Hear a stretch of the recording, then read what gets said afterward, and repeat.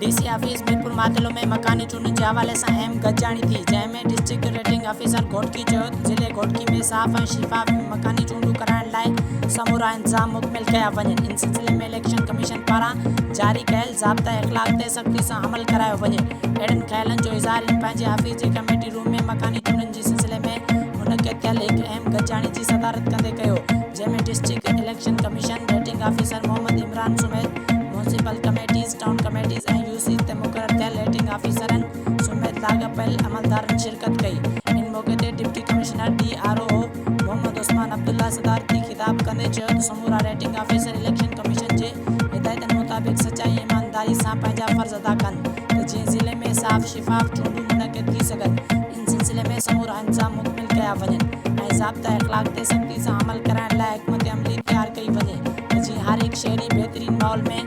Vote जो हक़ इस्तेमालु करे सघे। इन वधीक ॻाल्हाईंदे चयो त चूंड जे सिलसिले में शिकायतुनि जो इज़ालो करण लाइ ज़िले सतह ते कंट्रोल रूम क़ाइमु कयो वेंदो त जीअं फौरी तौर ते मसइलनि खे हल करे सघिजे। इन खां वधीक district election commission returning officer Mohammad Imran Gadijani खे ब्रीफिंग ॾींदे ॿुधायो त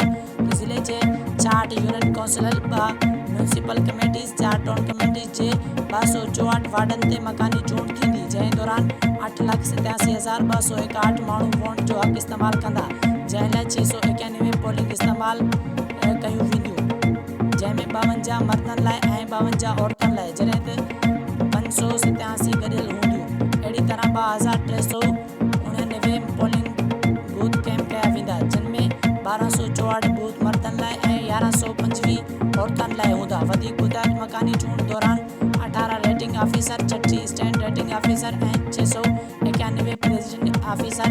ऐं 2389 पोलिंग ऑफिसर ऐं 4249 स्टैंड पोलिंग ऑफिसर ज़िम्मेवारियूं अदा कंदा। यादि रहे त इलेक्शन कमीशन मूजिबि 26 जून 2022 ते मकानी चूंडियूं मुनक़िद थींदियूं।